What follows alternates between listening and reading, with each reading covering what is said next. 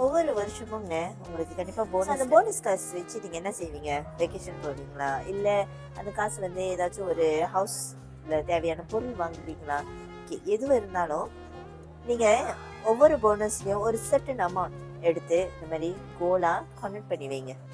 ஏன் சொல்றேன்னாக்கா, அப்பதாங்க நீங்க ஒரு 5 வருஷம் இல்ல 10 வருஷம் கழிச்சு பார்க்கும்போது உங்க போனஸ் காசு வந்து உங்களுக்காக இன்னொரு ஆசெட்டை வந்து வாங்கி வச்சிருக்கோம். அதாவது கோல்ட்.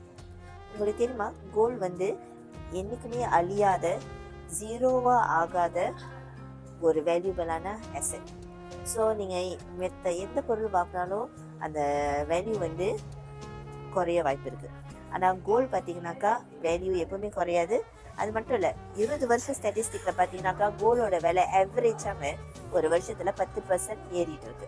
ஸோ அப்படி இருக்கும்போது நீங்கள் ஒரு வருஷத்தில் போனஸ் உங்களுக்கு 5000 வெள்ளி உங்களால் சேமிப்பு பண்ண முடிஞ்சிச்சுனாக்கா, 5000 வெள்ளினா 10 கிராம்.